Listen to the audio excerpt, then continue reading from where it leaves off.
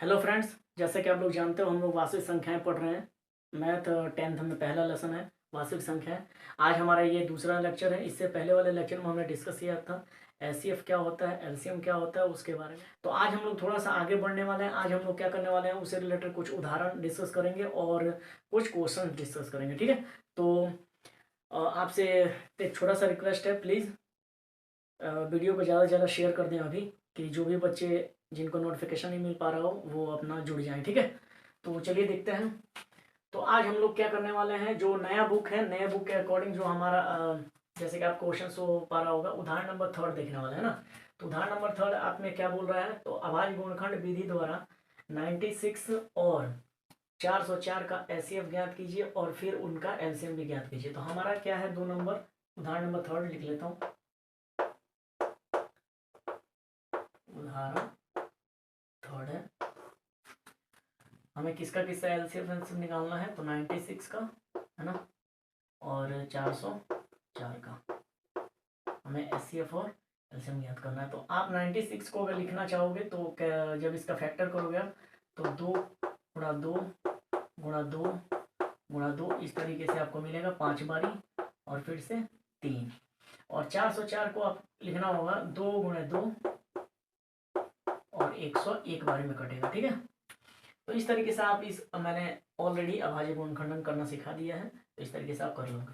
उसके बाद आपको क्या करना है, इसको घात के रूप में बना देना है। तो 2 का कितना पावर मिलेगा आपको, 5, और यहाँ 3 का कितना पावर मिलेगा, 1, और यहाँ पे 2 की कितनी घात मिलेगी, 2, और 101 की घात कितनी हो जाएगी, 1, क्योंकि 101 खुद 101 से कटता है। यहाँ पे 101 की घात कितनी होगी, 1। अब हमें क्या निकालना है, तो एचसीएफ निकालना है। तो एचसीएफ के लिए मैंने कल बताया था आपको, सबसे पहले कॉमन नंबर चेक करना है क्या आ रहा है दोनों में। अब नोटिस करेंगे कि 2 एक ऐसा नंबर है जो दोनों में कॉमन है और कोई नंबर नहीं है। तो एचसीएफ वाले कंडीशन में कॉमन नंबर का आपको छोटा से छोटा घात लेना है। ठीक है, तो 2 का यहाँ पे छोटा घात है या फिर यहाँ पे छोटा घात है, तो हमने देखा यहाँ पे छोटा घात है तो वो वाला घात यूज कर लेंगे। और यही हमारा कोई अदर नंबर तो है नहीं, तो यही हमारा क्या होने वाला है, एचसीएफ होने वाला है, 2 दूना 4। अब बात करते हैं एलसीएम की। तो एलसीएम वाले में आपको कॉमन ही चीजें चेक करनी है, नंबर चेक करने हैं, कौन कौन से नंबर इन दोनों जगहों पे पाए जा रहे हैं। तो एक तो 2 पाया जा रहा है ना, फिर आपको 3 मिल रहा होगा, और आपको क्या मिल रहा होगा, 5 भी दिख रहा हो, 5 नहीं सॉरी 101 दिख रहा है ना, 101 दिख रहा है। अब इन्हीं नंबर्स का हमें घात यहाँ पे यूज करना है। तो हाईएस्ट पावर मैंने बता रखा है, हाईएस्ट पावर एलसीएम में लेते हैं, तो 2 की पावर 5, फिर 3 की पावर हाईएस्ट कितनी निकली, 1, और 101। तो यहाँ पे अगर मल्टीप्लाई करना मैं चाहूँ तो 2 की 5 बार मल्टीप्लाई करनी पड़ेगी, तो कितना होता है, डायरेक्टली कर लो, 2 दूना 4 दूना 8 दूना 16 दूना 32 होता है ना। तो 32 गुणा में 3 और 101, तो मल्टीप्लाई करें तो 3 दूना 6, 3 त्रिका 9 और 101। अगर इसका मल्टीप्लाई हम करें तो 96 एकम 96 होता है, लास्ट में इसके बाद जब 0 आ रहा है तो सीधे 96 लिखेंगे, और फिर 96 एकम 96, तो 96 96 आपका राइट आंसर हो जाएगा एलसीएम के लिए। तो चलिए देखते हैं आगे। अब हम लोग क्या करते हैं, क्वेश्चन नंबर 1 का जो आपको 1 एक्सरसाइज में दिखाई दे रहा है, एक्सरसाइज का क्वेश्चन मैं करा रहा हूँ। एक्सरसाइज में जो क्वेश्चन आपका 1 है ना, उसका जो 3rd नंबर क्वेश्चन है, नहीं 3rd नहीं 4th, जैसे कि आप देख पा रहे हो 4th नंबर क्वेश्चन, ये इंपॉर्टेंट है इसलिए मैं इसको करा देता हूँ, है ना। तो आपको इस प्रश्न में क्या बोला है, इस प्रश्न में कह रहा है आपको निम्नलिखित संख्याओं को अभाज्य गुणनखंड के गुणनफल के रूप में व्यक्त कीजिए, मतलब इसका अभाज्य गुणनखंड करना है। तो आप क्या करोगे, तो सबसे पहले रफ कॉपी पे 5 या 5 का इस तरीके से अभाज्य गुणनखंड करने का प्रयास करोगे। तो हम जानते हैं 2 से नहीं कट रहा है, 3 के लिए दोनों को जोड़ा मैंने तो 10 आ रहा है, 3 से भी नहीं कटेगा। फिर 5 से ट्राई करेंगे तो 5 से लास्ट में 1 5 आ रहा है तो कटेगा, तो 5 एकम 5 0 0 1 आ गया ना। ये एक है, एक है, ध्यान रखिएगा 101 नहीं है, अगर 101 होता तो सीधे 101 से कटता। ठीक है, अभी जस्ट हमने डिस्कस किया। एक है तो ये सीधे हमारा 7 से कटता है, तो 7 से आप ट्राई कर लो, तो 7 एकम 7, यहाँ 3 आ गया, 7 चौको 28 और 7 त्रिका 21 होता है। 143 आपको मालूम होगा, ये 11 से कटती है वैल्यू, 11 एकम 11, 3 से सारा फिर ये 13 हो जाएगा, और ये हमारा किससे कटेगा, 13 से कटेगा। मुझे आशा है ये समझ में आ गया होगा। यहाँ पे देखें तो इसको लिखेंगे हम 5 गुणा में 7 गुणा में 11 गुणा में 13, कितनी कितनी बारी है, एक एक बारी है, तो एक एक बारी यहाँ पे लिख दो, दोबारा स्टेप लिखने की जरूरत नहीं है, और यही हमारा क्या हो जाएगा, आंसर हो जाएगा। क्लियर है बात। इस तरीके से बाकी जो इसके क्वेश्चन होंगे मुझे लगता है वो कर लोगे आप, इसलिए मैं उसको डिस्कस नहीं करता हूँ। आगे बढ़ते हैं, एक और दूसरा क्वेश्चन, दूसरे का मैं दूसरा क्वेश्चन डिस्कस कर लेता हूँ। बाकी आप लोग होमवर्क में रखिएगा, आप अपने घर पे प्रैक्टिस कीजिएगा। जो दूसरा क्वेश्चन है उसमें क्या बोल रहा है कि एचसीएफ निम्न का आप एचसीएफ निकालो और एक फार्मूले की जांच करनी है, तो वो फार्मूला अभी हम लोग डिस्कस कर लेंगे। पहले मैं एचसीएफ और एलसीएम निकालता हूँ, ठीक है। पहले ये हमने सीखा है, तो इसको पहले डिस्कस कर लेते हैं। 510 है, तो सबसे पहले हमें इसका फैक्टर करना पड़ेगा, अभाज्य गुणनखंडन करना पड़ेगा। फिर हमारा 92 है, तो 92 का भी हम लोग अभाज्य गुणनखंडन कर लेंगे। तो चलिए देखते हैं 1 बाय 1। तो सबसे पहले मैं 510 का करता हूँ। 510 ये तो सीधे 2 से कटता हुआ दिखाई दे रहा है, तो 2 दूना 4। ये आपको कैसे महसूस हो पा रहा है कि जैसे मैंने बोला अभी आपसे कि 2 से कटता हुआ दिखाई दे रहा है। तो अगर आपको ये नहीं है तो प्लीज़ कमेंट कीजिएगा, मैं बता दूंगा कैसे महसूस हो रहा है। ये 2 से काटा मैंने, 2 दूना 4, फिर इधर 1 आ गया, ये 11 बन गया, फिर से मैं 5 से काटूंगा, 2 पचे 10 होता है, फिर 1 इधर लगेगा तो 10 हो जाएगा, तो फिर 2 पचे 10 होता है। क्या ये 3 से कट रहा है क्या? 5 5 10 2 12, जोड़ने पे 3 से कट रहा है, इसका मतलब 3 से कटेगा। 3 से कट करता हूँ मैं, 3 7 के 21, 8 8 के 24 होता है, 8 यहाँ पे 15, तो 15 यानी 5। फिर से आप देख पा रहे हो ये 5 से कटेगा अब सीधे 17 बारी में, और फिर 17 से कटेगा एक बारी में ना। तो ये हमें फैक्टर मिल जाएगा क्या, 2, फिर 3, फिर 5 और फिर 17। घात अगर देखा जाए तो एक ही घात ही है, तो सीधे एक ही स्टेप में लिख देता हूँ मैं इसको। नेक्स्ट वाला बात करते हैं 92 के बारे में। 92 2 से कटेगा, 2 चौको 8, 2 छक्के 12, फिर 2 से ये 2 3 हो जाएगा, और फिर ये सीधे 23 से कटेगा ना, सीधे 23 से कटेगा क्योंकि अभाज्य संख्या है, एक बार में कट जाएगा। तो 2 की पावर हमें 2 मिलेगी और 23 की पावर 1 मिलेगी। अब हमें निकालना क्या है, हमें निकालना है एचसीएफ। तो सबसे पहले लिखेंगे एचसीएफ बराबर, ऐसे में मैंने क्या बताया था, सबसे पहले कॉमन नंबर चेक करते हैं। तो नोट कर पा रहे हो केवल मुझे 2 मिल रहा है कॉमन के रूप में, और कोई तो नंबर मिल नहीं रहा। तो उसके लिए मुझे अब यहाँ पे ध्यान देना है एचसीएफ वाले में कि जो कॉमन मिलता है उसका हमें छोटा वाला पावर यूज करना होता है। तो 2 की पावर 1, यानी कि आपका आंसर क्या हो जाएगा एचसीएफ के लिए, 2 हो जाएगा। नेक्स्ट बात करते हैं एलसीएम की। तो एलसीएम वाले में आपको क्या करना है, पावर नहीं देखना, नंबर चेक करना है कौन कौन सा नंबर आ रहा है। तो आप नोट कर पा रहे होगे, एक तो 2 आ रहा है, दूसरा कौन सा आ रहा है, फिर 3 आ रहा है, 5 भी आ रहा है, 7 17 भी आ रहा है, और 23 भी आ रहा है ना।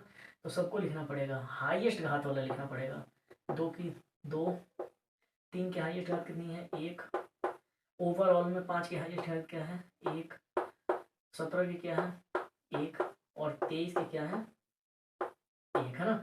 अब आप इसको सिंप्लीफाई करके आंसर निकाल सकते हो। ये 4 आएगा, ये 3 आएगा, फिर ये 5 आएगा, फिर ये 17 आएगा, फिर 23 आएगा। तो कैलकुलेशन बड़ा है, आप लोग खुद कर लीजिएगा, वीडियो लंबा हो जाएगा, इसलिए मैं इसको स्किप कर देता हूँ।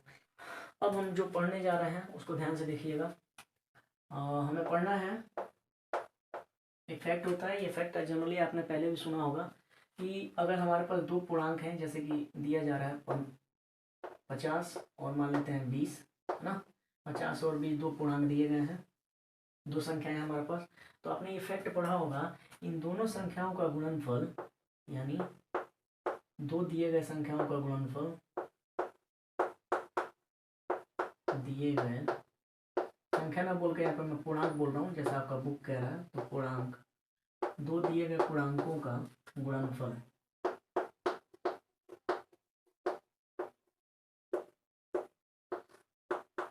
इनके, यानी दोनों संख्याओं के एलसीएम और इन्हीं दोनों संख्याओं के एचसीएफ के गुणनफल के बराबर होता है। ठीक है, ये बात हमें आपको नोट करनी है,